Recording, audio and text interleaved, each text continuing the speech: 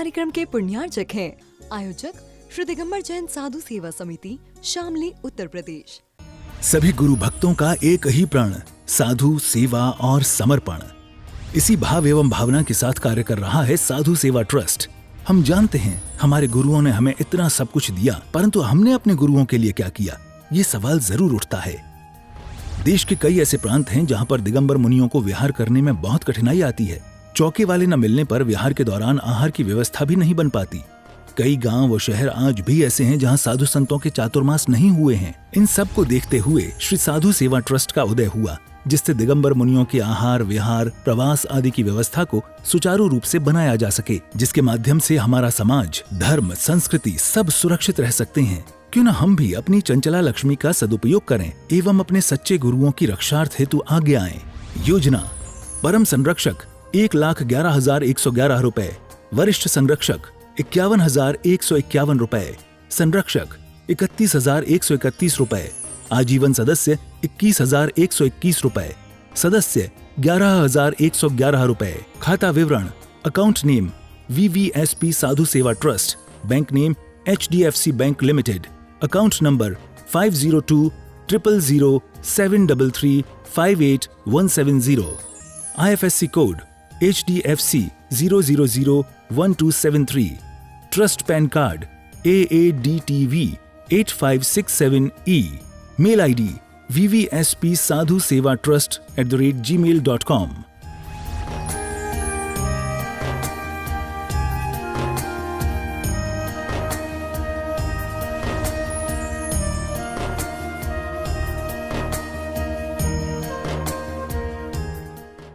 हमने अपने जीवन में अशुभ परिणाम कैसे बनते हैं, आचार्य कुंदकुंद स्वामी जी की 59 और 60 नंबर की गाथा से जाना। 58 और 59, उन दो गाथाओं में उन्होंने बताया कि हमारे पाप की जो क्रियाएं हैं, उन क्रियाओं को करने से हमारे अशुभ परिणाम बनते हैं।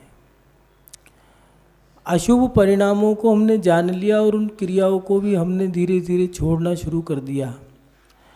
लेकिन शुभ परिणाम कैसे बनाएं? बहुत जल्दी हमारे अशुभ परिणाम बन जाते हैं। कोई व्यक्ति पास बैठा है, पुरानी बात याद आ गई, अशुभ परिणाम बन गए। अशुभ परिणाम बनाने के लिए मेहनत नहीं करनी पड़ती, मेहनत तो शुभ परिणामों के लिए करनी पड़ती है। शुभ परिणाम बनते नहीं, दिन घंटे नहीं, दिन और दिन नहीं, वर्ष वर्ष नहीं, वर्षों बीत जाते हैं, लेकिन परिणाम नहीं बन पाते अच्छे। कई व्यक्ति तो नकारात्मक ही हो जाते हैं।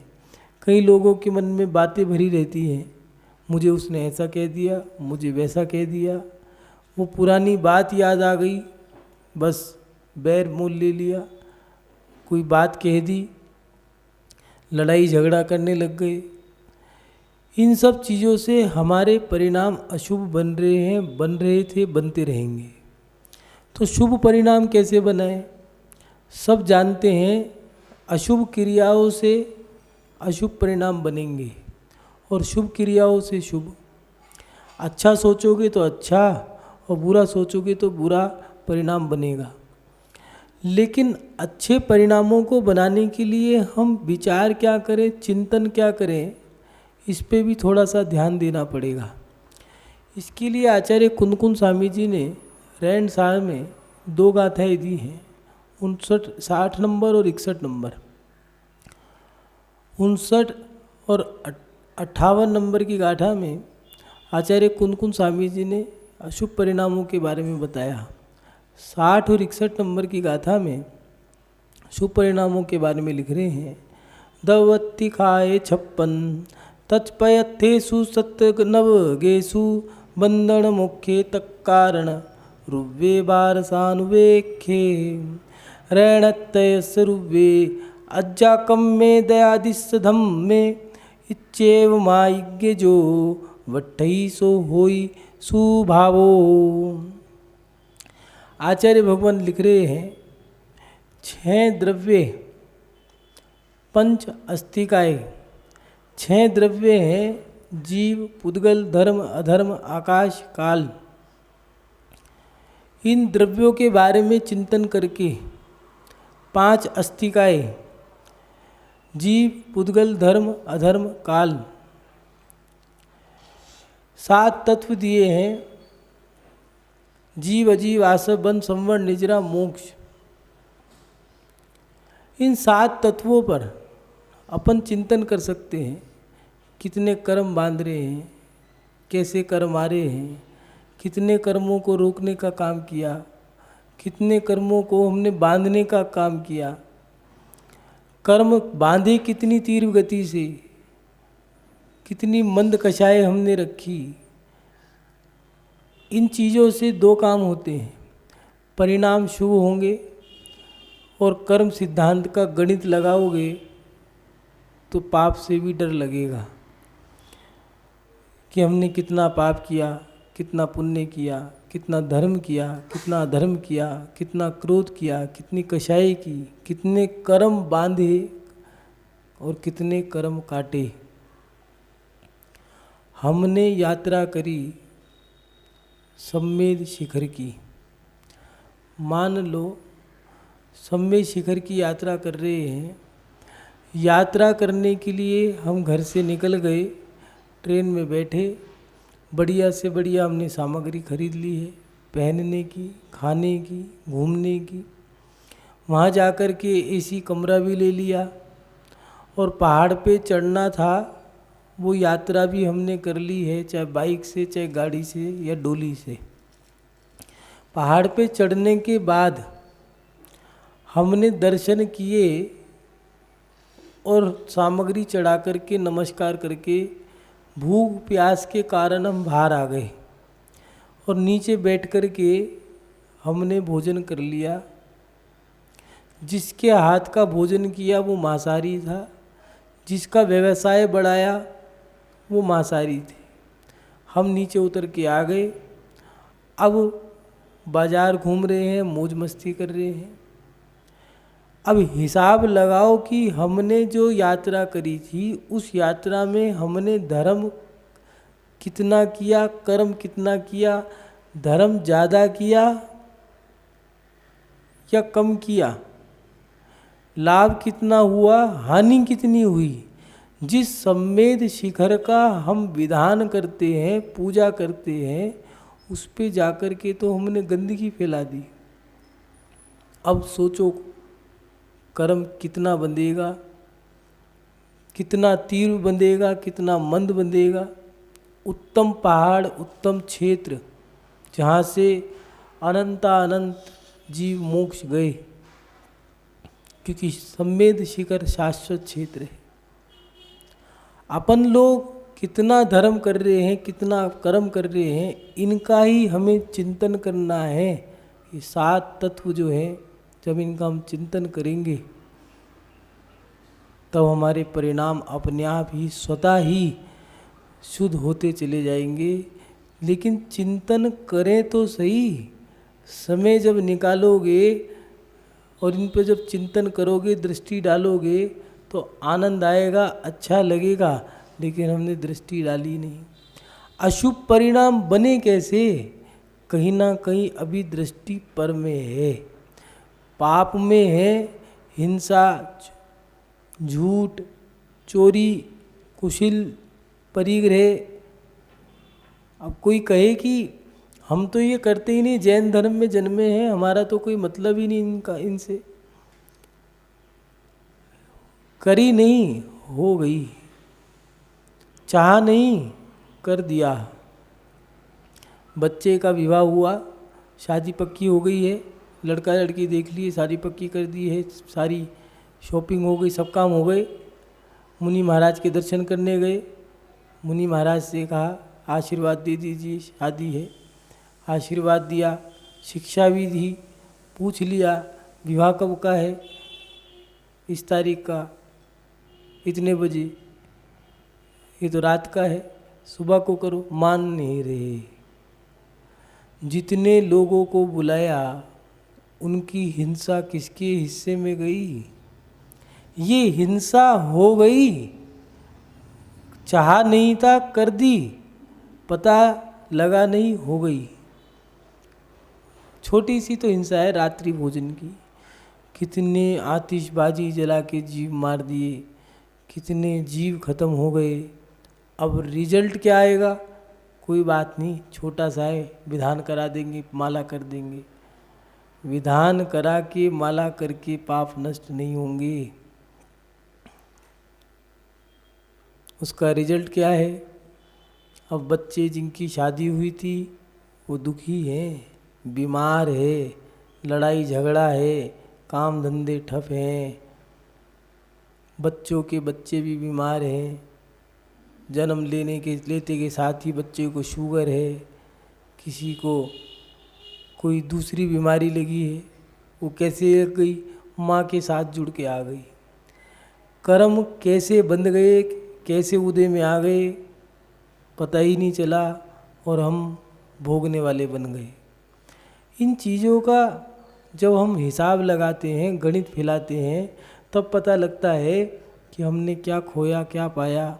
और जब इन चीज़ों का हिसाब लगा लेते हैं, परिणाम निर्मल बनेंगे। अपने आप को टटोलो कि कितने हम पापी हैं, कितने हम धर्मात्मा हैं, न्याय स्वतः ही हो जाएगा। इसलिए 7 तत्वों का चिंतन, उसके साथ साथ 12 भावनाएं, 12 भावना परिणामों को शुद्ध बनाने का काम करती हैं। 16 कारण भावना तो तीर्थंकर प्रकृति उत्तम भावनाएं हैं जो हमें उत्तम फल दे के जाएगी। लेकिन 12 भावनाएं ऐसी हैं ये विरक्ति के काम आती हैं। जब भी 12 भावनाओं को भाओगे नियम से विरक्ति होगी। इसलिए परिणामों को शुभ करने के लिए असुचि भावना, एकत्व भावना, बोधि दुर्लभ भावना, गणित लगाओ। हम निगोद से निकल कर के आ गए, स्थावर में चले गए, पृथ्वी अग्नि वायु जल वनस्पति, इन सब चीज़ों को हमने देख लिया, इनमें बन भी आ गए। इसके बाद हम 1 इंद्रिय से लेके 2 इंद्रिय, 3 इंद्रिय, 4 इंद्रिय जीव, मक्खी मकोड़े मच्छर, ये सब बन गए। पंचेंद्रिय में हम हर प्रकार के तिरंच बन गए। मनुष्य में भी हर प्रकार की जाति में जन्म ले लिया है। हिसाब लगाओ कि वहाँ से निकल के अब हम जैन कुल में आ गए, जैन धर्म को अपना रहे हैं, देवशास गुरु की पूजा कर रहे हैं, हम सम्यक दृष्टि बन गए, हम व्रती बन गए, प्रतिमाधारी बन गए, गणनियारिका बन गए, मुनि आचार्य उपाध्याय बन गए। तो बचा क्या? बस अब तो कोई भव बचा है किसी तीर्थंकर का या केवली शुद्ध केवली का पादमूल मिल गया, अपना उनके चरणों में बैठ कर के कल्याण कर जाएंगे। इस प्रकार हम अपने परिणामों को शुभ बना सकते हैं। लेकिन अशुभ परिणामों को अगर हमें छोड़ना है तो अशुभ क्रियाएं भी छोड़नी पड़ेंगी। चीटी थी, उस चीटी के पास दूसरी चीटी जाके कहने लगी कि तुम्हें मेरे यहाँ पर भोजन करने के लिए आना है। निवेदन कर दिया, ठीक है, भोजन करने गई, बड़ा अच्छा लगा। शक्कर का ढेर लगा था, जो चीटी थी उसने बुलाया कि खाएगी तो बड़ा मज़ा आएगा। ढेर देख करके बड़ी खुश हुई, शक्कर का ढेर लगा है। खूब शक्कर खाई, लेकिन उसने कहा कैसी लगी? उसने कहा मुझे तो नमक का स्वाद आ रहा है। नमकीन चीज़ खिलाई तूने मुझे, मैं तो सोच रही थी बहुत अच्छी चीज़ खिलाएगी। उसने कहा ये तो शक्कर का ढेर है, तुझे कैसे कड़वी लग गई? यहाँ तो नमक है ही नहीं। तो उसने कहा नहीं, मुझे तो नमक का स्वाद आ रहा है, अभी भी देख। तो उसने कहा मुंह खोल दिखा जरा, कहाँ है? तो देखा तो उसमें नमक की डली थी। तो कहने लगी भैया नमक की डली निकाल दे, शक्कर का स्वाद आ जाएगा। तो उसने कहा नमक की डली नहीं निकाल सकती। क्यों? क्योंकि मेरा घर नमक के ढेर पे बना है। तो उसने कहा मैं तेरा मुंह मीठा नहीं कर सकती जब तक तू इस नमक की डली को नहीं निकालेगी। महानुभाव, अशुभ परिणामों को अगर त्याग करना है तो पहले हमें अशुभ क्रियाओं का भी त्याग करना पड़ेगा। रहे तो हम गोबर में और स्वाद हम गुड़ का ले लें, ऐसा हो नहीं सकता। कीचड़ में रह कर के कोई होगा जो कमल की तरह खिल जाए, ऐसा नहीं है कीचड़ में कमल नहीं खिलते, लेकिन कीचड़ में कमल की संख्या भी कम होती है। कीचड़ को छोड़ना पड़ेगा, राजहंस बनो, जिसको देख करके ही आनंद आता है। महानुभाव, शुभ परिणामों को अपनाने के लिए अशुभ क्रियाएं छोड़नी पड़ेंगी। इन चिंतन करने के लिए आचार्य भगवान ने दिया है 6 द्रव्य हैं, 5 अस्तिकाएँ हैं, 7 तत्व हैं, 9 पदार्थ हैं, पुण्य पाप कितना किया हिसाब लगाओ, गणित फैलाओ, 12 भावनाओं का चिंतन करो। संसार कितना बुरा है, कोई किसी के काम नहीं आता। पेट में जब दर्द होता है किसी के कोई काम नहीं आता। पति पत्नी सास बहू में लड़ाई झगड़ा किसका है कि माँ कहती है कि बेटा मेरा है, 9 माह गर्भ में रखा। पत्नी कहती है 7 जन्म के चक्कर लगाए हैं, 7 फेरे लिए हैं, 7 जन्म का रिश्ता मेरा है। लेकिन किसी ने कहा है कि जब महिला की प्रसूति होती है, संतान जन्म होने का समय आता है, उस समय इतनी वेदना होती है, कहाँ चला गया वो पति, कहाँ चली गई सास, कहाँ चले गए माँ बाप। वो पीड़ा स्वयं को ही सहन करनी पड़ती है। और पुरुष के लिए दिया है जो जिम्मेदारियों के ठीकरे हैं, उसके सर बंध गए, उन जिम्मेदारियों को निभाने के लिए दूसरा कोई नहीं आता। पत्नी तो खर्चा बता देती है, सुनो त्योहार आ गया, इतना खर्चा है लेके आ जाना, इतने डब्बे इतने वो। अब वो पति कैसे कमाए, वो कह रहा भगवान बचाओ मुझे, कोई बचाने नहीं आ रहा, उनने तो खर्चा दे दिया, लिस्ट दे दी, लेके आ जाओ। ये नियम है इस संसार का। कमा रहे हो अच्छा है, जिसके पैरालाइज हो गया है और उसके नाम में ना कोई वसीयत है ना कुछ, उसके पास पैसा है, उसकी कोई सेवा करने वाला भी नहीं है, पूछने वाला भी नहीं है। और जिसके पैरालाइज हो गया और जेब में पैसे पड़े हैं, वसीयत है दुनिया भर की, तो उसको तो 4 नौकर रख दिए, सेवा उसकी भी नहीं होनी, नौकर से करवा रहे हैं, पैसा देगी, उसी के पैसे, उसी का गाल, उसी का तमाचा, उसी। ये इस संसार का नियम है। इसलिए 12 भावनाओं में संसार लोक भावना चिंतन करो, कितना आनंद आता है। बोधि दुर्लभ भावना, मेरी भावना, इनका चिंतन करने से हमारे परिणाम शुद्ध बनते हैं। इसके साथ साथ रत्नात्रय मुनि महाराज के बारे में चिंतन करो, सम्यक दर्शन, सम्यक ज्ञान, सम्यक चारित्र के बारे में चिंता करो। और उसके साथ साथ रत्नात्रय धारियों के बारे में चिंतन करो। दिगंबर साधु के बारे में कहते हैं, किसी व्यक्ति ने पूछा महाराज जी दिगंबर साधु कितने पढ़े लिखे होने चाहिए? अरे मूर्खानंद चौधरी, दिगंबर साधु के लिए तो दिया है हाथ पे हाथ रख के बैठ जाए, इससे बड़ी प्रभावना कुछ नहीं है। लोग कहते हैं कितने पढ़े लिखे हो, पढ़े लिखे होने की कोई ज़रूरत नहीं है। सर्दी में जब 0 डिग्री टेम्परेचर हो जाता है और दिगंबर साधु जो सड़क पे निकलता है, पढ़े लिखे लोग दांतों के नीचे उंगली दबा लेते हैं, कहते हैं हमारा ज्ञान धरा का धरा रह गया, 0 डिग्री टेम्परेचर में कैसे अपना जीवन जीते हैं। सारी डिग्रियां जिनके चरणों में रख देते आकर के, ऐसे उन साधुओं का चिंतन करके तो देखो क्या परिणाम शुद्ध बनते हैं।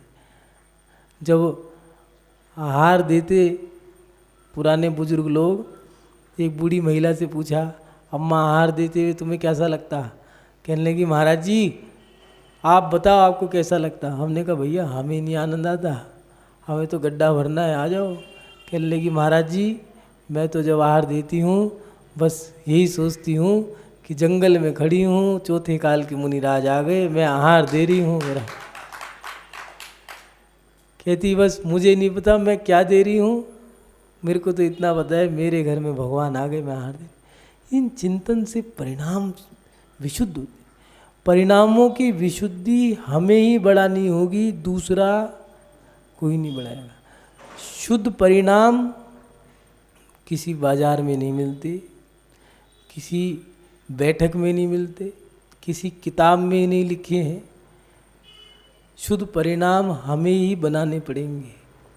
सामग्री दे दी है, ये सामग्री इकट्ठी कर लो, इनके बारे में अध्ययन कर लो, फिर इनके बारे में जब चिंतन करोगे तो शुभ परिणाम बन जाएंगे। लेकिन शुभ परिणाम हमें स्वयं बनाने पड़ेंगे।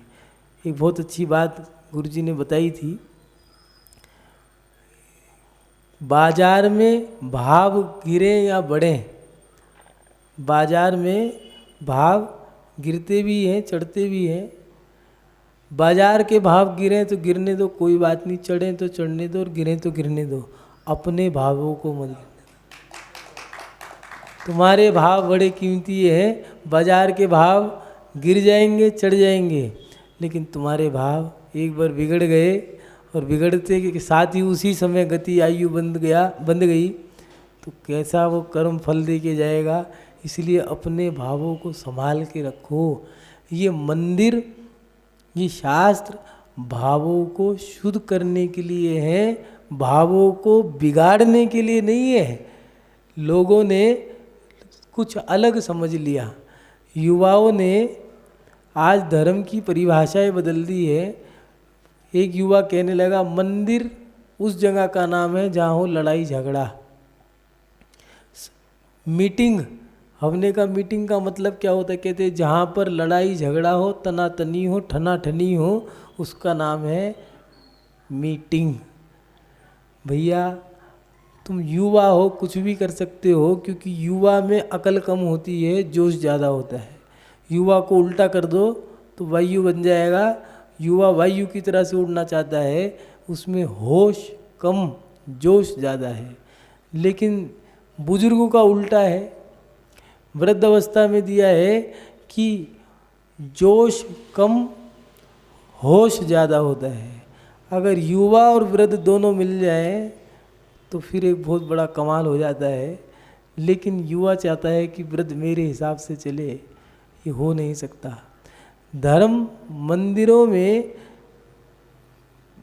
परिणामों को शुद्ध करने की जो क्रियाएं वहाँ पर करी गई हैं, भगवान विराजमान करना, शास्त्रों को विराजमान करना, क्यों? इनसे अपने परिणाम बदल लो। भगवान कुछ नहीं देता, शास्त्र कुछ नहीं देते, उनसे तो लेना पड़ता है। परिणाम स्वयं को ही संभालने होंगे। अपने जीवन में जो 6 कर्म हैं, कौन कौन से? आर्य कर्म, देव पूजा, गुरु उपासती, संयम, तप, त्याग और स्वाध्याय, ये 6 आर्य कर्म हैं। इनका चिंतन करो, पहले इन्हें करो और करके फिर चिंतन करो कि कितना आनंद आया। समाय करके कितना आनंद आता है। स्वाध्याय करने वालों को देखो, स्वाध्याय में 2-2, 4-4 घंटे समाप्त हो गए, पता ही नहीं चला। इसके साथ साथ जो आहार दान दे रहे हैं, जो भगवान का अभिषेक कर रहे हैं, सर्दी के समय में लोग कहते हैं सर्दी बहुत है, लेकिन जो अभिषेक करते हैं वो सर्दी में भी वही धोती दुपट्टा पहनते हैं और गर्मी में भी वही। सर्दी में भी कह रहे हैं ठीक है जो है सो है, गर्मी में भी वही कह रहे हैं। जो भगवान की भक्ति कर रहे हैं उन्हें भक्ति में आनंद आ रहा है। अगर मंदिर छूट जाए किसी कारण, 1 दिन 2 दिन, तीसरे दिन तो बीमार हो जाते हैं, पता नहीं क्या हुआ, भगवान क्या पड़ा कि कोई क्रिया सी छूट गई, क्या छूटा याद नहीं आ रहा, काम का लोड ज़्यादा था तो बीमार हो के पता लगा ओ भगवान छूट गए, ठाकुर जी से दर्शन करने गए, ठीक हो गए। जो भक्ति कर रहे हैं उन्हें भक्ति में आनंद है, जो गुरु सेवा कर रहे हैं बस भाव हो। जहाँ जिन समाजों में चतुर्मास होते हैं वहाँ तो बस ये है, रोटी खिलाई, भोजन बनाया, रोटी खिलाई, भागो। सुबह हुई भागो, शाम हुई भागो, घर वाले कह रहे हैं क्या करें, घर में कोई है ही नहीं, मेहमान आए तो देखो घर में ताला लगा है, कहाँ पर हो, तो वहाँ मिलेंगे गुरु जी के पास। ग्राहक परेशान, दुकानदार परेशान, वो परेशान और जो भाग रहा है वो कह रहा है मुझे तो आनंद आ रहा है। ये हमारी 6 क्रियाएं जो हैं, ये आर्य कर्म हैं, इनका चिंतन करो। इसके साथ साथ दया जो हमारा धर्म है, दया धर्म परोपकार के काम, जब किसी गरीब को भोजन कराते हैं पूरे दिन इतनी विशुद्धि बढ़ती है। किसी पे उपकार करके तो देखो कितना आनंद आता है।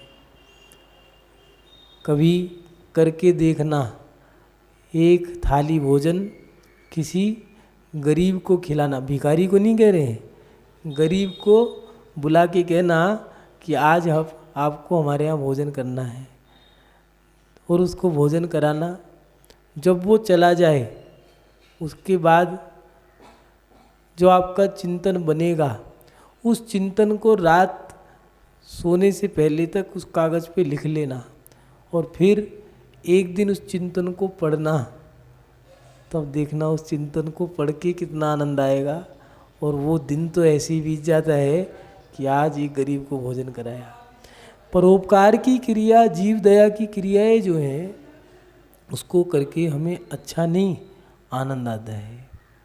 इसलिए इससे हमारे परिणाम भी शुद्ध बनते हैं, हमारा पुण्य कर्म का बंध होता है, हमारी गति सुधरती है। महानुभाव, शुभ परिणामों को कैसे बनाएं? आज लोगों के मन में कलुषताएँ ज़्यादा हैं। 10-10, 20-20, 25, 30 साल पुरानी बातें मनों में भरी है। बातों को निकालो, अशुभ क्रियाओं को समाप्त करके शुभ क्रियाओं को शुरू कर दो, परिणाम शुद्ध हो जाएंगे। पति पत्नी में लड़ाई है, माता पिता में लड़ाई है, बच्चों में लड़ाई है, यार दोस्तों में लड़ाई है, कोई बात नहीं, वैसे होनी नहीं चाहिए। फिर भी कहते हैं लोग व्यवहार में, जहाँ 2 बर्तन होते हैं, 4 बर्तन होते हैं तो खटकेंगे, खटको, लेकिन बर्तन ऐसे खटकना टूट ना जाए। इस कार्यक्रम के पुण्यार्चक थे आयोजक श्री दिगंबर जैन साधु सेवा समिति, शामली, उत्तर प्रदेश।